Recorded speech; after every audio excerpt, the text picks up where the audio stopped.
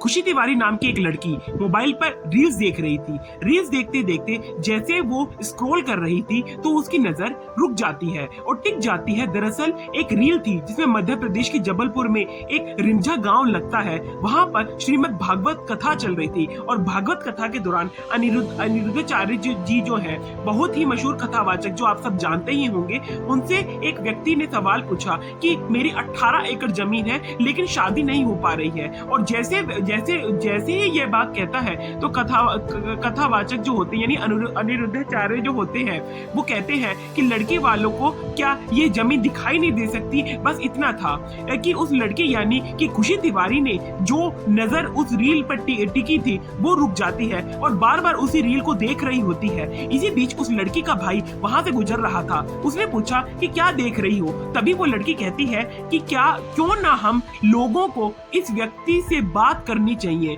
जैसे बात करने वाली बात आती है तो संदीप ने देखा और देखते कहा कि कोई दिक्कत नहीं है, तुम परेशान मत हो। ये वो लड़का अपनी बहन के लिए 600 किलोमीटर दूर उस व्यक्ति के पास जाता है और जाने के बाद कहता है कि मैं अपनी बहन का रिश्ता तुम्हारे लिए लेकर आया हूँ। और 600 किलोमीटर से जब लड़का वहां पहुंच जाता है तो उसके बाद जो होता है वो एक भयानक खौफनाक कत्ल और मतलब इतनी ज्यादा मतलब आपको इसमें वो आने वाली है, इंटरेस्टिंग स्टोरी होने वाली है। इन सबको देखकर आपको ऐसा लगेगा कि हमारा जो समाज है वो समाज आज की तारीख में कहाँ जा रहा है, कहाँ से कहाँ पहुंच के आखिरकार कत्ल होता क्यों है और इसके पीछे वजह क्या थी, कौन था इस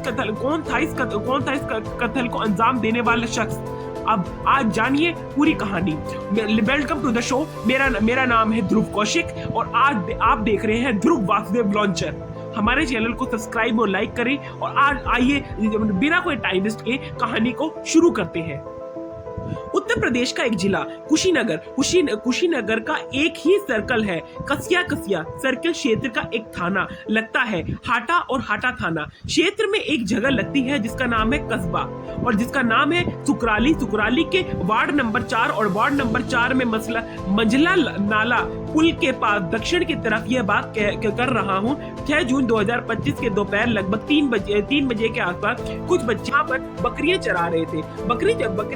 बकरी चराते एक झाड़ियों में एक झाड़ी के आसपास जैसे होता है ना वहां पे पहुंच जाते हैं। झाड़ी के आसपास होती इसी बीच में एक महिला अपने बच्चे को कहती है कि जाकर जो बकरी वहां पर रुकी हुई है जाकर उनको बाहर निकालो और लेके आओ। जैसे ही उसकी बच्चे की माँ जो होती है ने यह बोला, बच्चा उस झाड़ियों में जाता है और वहां जाकर वो जो देखता है उसके परखच्चे उड़ जाते हैं।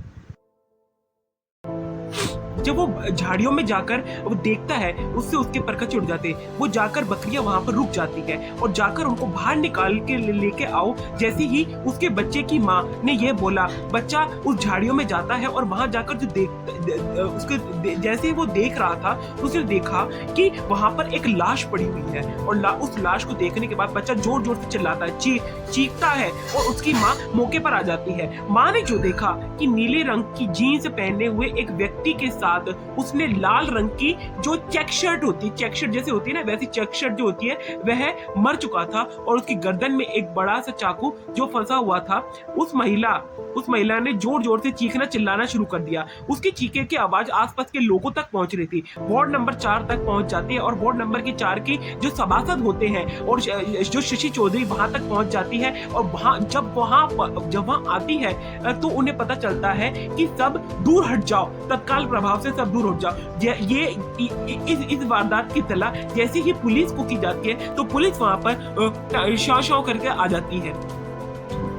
जैसे ही पुलिस मौके पर पहुंचती है तो लाश को अपने अंडर कस्टडी ले लेती है। किसी धारदार हथियार से काटने की कोशिश की जा रही है और साथ ही जो गर्दन है उस पर जो चाकू जो है फंसाया गया है। पुलिस सूचना मिलने के बाद मौके पर जब वहां पे पहुंची थी तो इनके जो कसैया के जो सर्कल ऑफिसर थे और कुंदन कुमार सिंह एसओ जो हाटा के एसएचओ थे और राम शाह चौहान फोरेंसिक टीम और बाकी जो टीमें थी के साथ मौके पर पहुंच जाते हैं यह देखने के लिए चाहिए कि आखिरकार मामला पूरा है क्या। यहाँ आकर वे देखते हैं कि वाकई किसी व्यक्ति की चाकू से बार बार मारकर हत्या कर दी गई है। एक बार वह चाकू जाकर गर्दन में ऐसी जगह फंस जाता है और अटक जाता है। अब इसके बाद पुलिस ने ये जो लाश होती है उसको अपने कब्जे में तो ले लिया था, लेकिन पुलिस की टीम भी अपना काम करने लग जाती है। वो ढूंढने लग जाती है कि आखिर ये व्यक्ति कौन है और इस व्यक्ति की जो है जांच पड़ताल में शुरू हो जाती है। आखिरकार मरने वाली की जो आइडेंटिटी है, आइडेंटिटी प्रूफ को तलाश करती है। ये तमाम जो सवाल थे पुलिस के सामने, कौन थे और कत्ल किसने करा, पूरा जो राज का पर्दा है अब इसके ही इर्द गिर्द घूमने लग जाता है। फिर पुलिस इस मामले में हाटा थाना क्षेत्र में एक FIR दर्ज करती है। मुकदमा अपराध संख्या 365/25 की धारा 103/238 के तहत ये जो है धारा जो है दर्ज की जाती है कि बार बार चाकू मारे गए थे। उसकी मौत ऐसे हुई, पोस्टमार्टम की रिपोर्ट में भी ये पता चलता है। अब धीरे धीरे कहानी जो है आगे बढ़ रही थी। मित्रों, अब आपको ना मतलब बहुत ज्यादा इंटरेस्टिंग फैक्ट्स जो है अब यहाँ पे पता चलने वाले हैं, और जो पर्दे हैं पुलिस के सामने जो खुलने वाले थे वो पुलिस को भी शायद अंदाजा नहीं था कि कोई इंसान इतना लालच में अंधा होकर ये काम भी कर सकता है।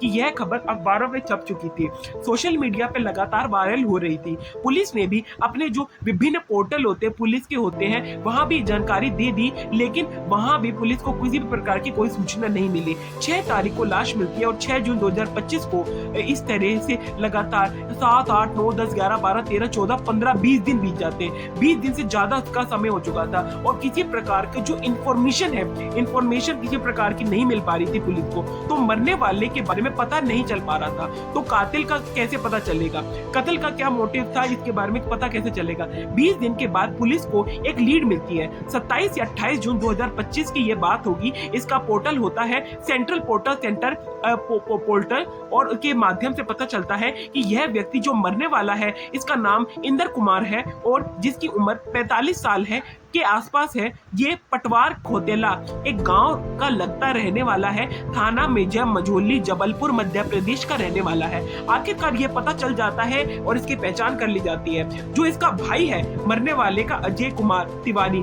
उसने मझोली थाने में एक FIR दर्ज कराई जो कि 8 जून 2025 की ओर मेरा भाई अचानक से लापता हो गया, गायब हो गया और मैं उसे ढूंढने की तमाम कोशिशें कर रहा हूँ, लेकिन वह मिल नहीं रहा है। अब ऐसी स्थिति में जब भाई ने गुमशुदगी की ये FIR दर्ज कराई तो उधर सेंट्रल पोर्टल के माध्यम से जो यूपी पुलिस होती है वो कुशीनगर के पुलिस को यह पता चल जाता है कि पुलिस के ने ये इस व्यक्ति का यानी इंदर कुमार का जो मोबाइल इसका CDR निकलवाती है और CDR निकलवाने के बाद पता चलता है कि इसके संपर्क में कौन कौन था। तो लोकेशन जो थी वहां कहां आखिरी बार ये जो है देखा गया था, इसके बारे में पुलिस पूरी जानकारी प्राप्त करती है।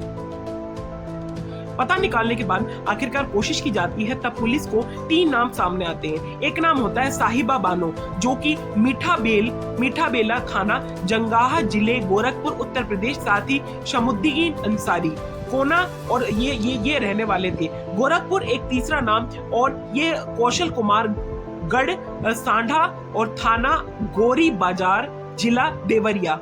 ये नाम जब निकलकर सामने आता है तो फिर पुलिस के इन तीनों ये जो तीनों शख्स होते हैं वो तीनों पुलिस के रडार पर आ जाते हैं। इनकी गिरफ्तारी किया जाए और गिरफ्तारी करने के बाद पुलिस को जब इनकी जांच आगे बढ़ती है तो पता चलता है कि साहिबा बानो जो ये महिला है, ये लड़की है, इसके प्रेम विवाह किया था कौशल कुमार गढ़ से प्रेम विवाह करने के बाद ये गोरखपुर से के एक कूड़ा घाट जो होता है जगह लगती है, वहां पर जाकर किराए के मकान में रहना देना शुरू कर देते हैं। प्रेम विवाह करने के बाद इसने साहिबा बानो ने अपना नाम बदलकर खुशी तिवारी कर दिया था और जिंदगी में इनका ठीक ठाक चल रहा था। लेकिन एक दिन ये इंटरनेट पर यानी सोशल मीडिया पर यह रील देख लेती है और रील देखते ही जिंदगी में इनका ठीक ठाक चल रहा था।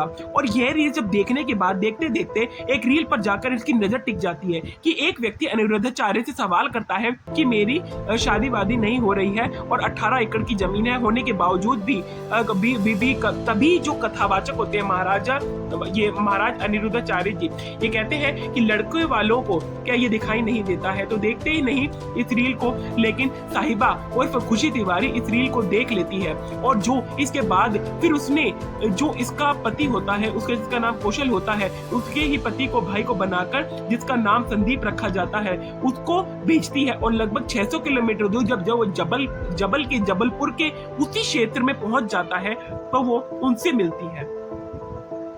उस इलाके के आसपास पहुंचने के बाद जो इंद्र कुमार रहता है, वो इंद्र कुमार के पास इंद्र कुमार जो होता है इंद्र कुमार के पास भेजती है और इंद्र कुमार से जाने के बाद जो बातचीत करता है, नमस्ते दुआ सलाम वगैरह होती है और उसके बाद में ये बताता है कि मैंने अपनी बहन का रिश्ता आपके लिए लेके आया हूँ, बस इतना सुनना था। कि इंद्र कुमार इतना खुश हो जाता है कि वो शिक्षक की जॉब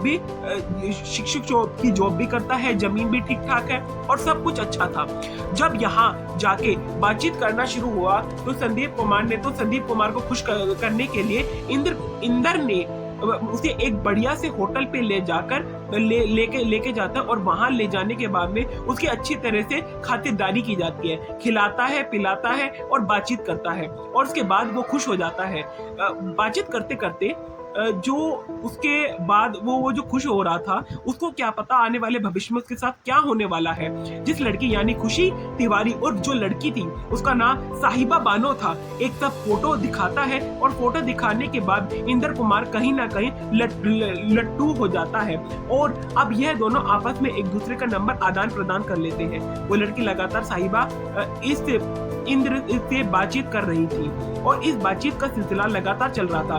27 मई 2025 को जो बातचीत का सिलसिला था वो शुरू हो जाता है। अभी दिन आगे बढ़ रहे थे कि इसी बीच साहिबा और खुशी तिवारी ने इंद्र से कहा कि तुम अगर शादी करना चाहते हो तो तुम गोरखपुर आना पड़ेगा। गोरखपुर आने के लिए परिवार वालों से बातचीत करनी पड़ेगी। हालांकि परिवार में कुछ ज्यादा नहीं था, है बस भाई को तुम एक बार तैयार कर लो। हालांकि मैंने भी भाई को कोशिश की है करने की। आखिर वो मानता कैसे नहीं, वो आने के लिए तैयार हो जाता है, को अपने घर से निकालता है और लगभग 600 किलोमीटर दूर उसी लड़की के पास पहुंच जाता है। लेकिन जब वे जा रहा था तो उसके जो भाई होता है अजय कुमार तिवारी से कहता है कि मुझे एक लड़की मिल गई है और मैं उससे शादी करना चाहता हूँ। कुछ ऐसा दिखाई देता है और कुछ इस तरह जो है वो अपने भाई से अपनी फोन पर आखिरी बातचीत कर रहा होता है। उसको नहीं पता कि आने वाले भविष्य में उसके साथ क्या हो सकता है। उसकी लड़की के पास जब वो लड़का पहुंच जाता है तो 3 जून 2025 को जहां लेके जाते हैं वहां सबसे पहले संपत्ति का हलफनामा तैयार कराते हैं और हलफनामे ये लिखा जाता है कि अगर वो व्यक्ति को उस यानी इंद्र कुमार को कुछ हो जाता है तो मर जाता है तो उसके मरणोपरांत उसकी जो जमीन होती है, वो जो सारी संपत्ति होती है, उसके पास जितनी भी धन दौलत है वो सब कुछ साहिबा बानो और खुशी तिवारी के हाथ लग जाए और उसके ही मिल जाए। साथ में नाम था संदीप दीप का, जो उसका मुंह बोला भाई था। वो प्लानिंग के हिसाब से चल रहा था। सब कुछ बहुत ठीक ठाक चल रहा होता है, कोई किसी प्रकार की कोई गड़बड़ वो करना ही नहीं चाहते थे। अब अगली तारीख आती है। यहाँ से निकलकर एक गाड़ी होती है UP 53 इसमें बैठते हैं और इसमें लड़की खुशी तिवारी बैठती है और साथ ही इंदर जो होता है वो भी बैठता है और वो सारे मिलकर भाई की भूमिका में एक शमुद्दीन नाम का एक व्यक्ति जो कि गाड़ी के राइड कर रहा होता है, चला रहा होता है। आखिरकार वो जब बैठा रहता होता है उसके बाद में बैठने के बाद अपना गोरखपुर छोड़ते ही सीधा कुशीनगर पहुंचते हैं और कुशीनगर का एक जगह सर्कल लगता है जिसका नाम कसिया में जाते हैं और 5 जून 2025 को यहाँ पर एक आइडियल के नाम से एक होटल होता है। आइडियल होटल में वह रुकते हैं और वहां रुकने के बाद शादी करते हैं। इनके कमरे में एक झूठ मूठ की एक बिल्कुल शादी की जाती है। 1300 अब घर से लगभग 1300 के आसपास जेवरात लेके आया था और वो उस लड़के को पहनाते हैं और उसके बाद में जब वो जो लड़की होती है वो लेकर ये सब भाग जाती है। रातों रात उसका जो है प्लान अपने दिमाग के अंदर चल रहा होता है। वो लोग अपने विक्टिम को यानी अपने शिकार को उसको जो है एक सुनसान रास्ते पे ले जाते हैं, और सुनसान रास्ते पे ले जाने के बाद में जैसा कि आप सब जानते होंगे वो क्या करते हैं, वो इसको गला काट के मतलब जैसे मार डाल के वहीं कोने में झाड़ियों में फेंक देते हैं, ताकि उसकी जो लाश है वो किसी को ना मिल पावे। और और वो बेचारा, आप जरा सोच के देखिए, वो बेचारा अपना खुशी खुशी खुशी के लिए आया था कि भैया उसकी उसकी उसकी भी शादी होगी, उसका भी घर बसेगा, लेकिन उसके साथ ऐसा इतना ज़्यादा ब्रूचुअली ये क्राइम जो है कंट्रोल किया जाता है। इस कारण से जो आज सारा समाज है वो काफ़ी हद तक डरा हुआ है। और ये जो स्टोरी है, ऐसी स्टोरी और देखने के लिए हमारे चैनल को जरूर से जरूर सब्सक्राइब करें, लाइक करें। ठीक है ना? अब इस कहानी से अगर आपको अब आप इस कहानी से एक प्रेरणा ले सकते हैं कि अगली बार से अगर कहीं भी आप किसी फंक्शन या समारोह में जा रहे हैं, तो वहाँ पर अपनी जो ज़ुबान है, ज़ुबान भी ज़रा अपने दिमाग से सोच कर जो भी बोलना है बोला करिए, क्योंकि आपको नहीं पता कि आपका एक शब्द आपके साथ क्या-क्या आने वाले वक़्त में करा सकता है। इसकी एक वीडियो के कारण आज इसका ये अंजाम होता है। इसने कभी अपनी पूरी लाइफ़ टाइम में नेवर थिंक इसने कभी पूरी लाइफ़ टाइम में अपने सोचा ही नहीं होगा। हमारे चैनल को ज़रूर से ज़रूर सब्सक्राइब करें, लाइक करें, शेयर करें।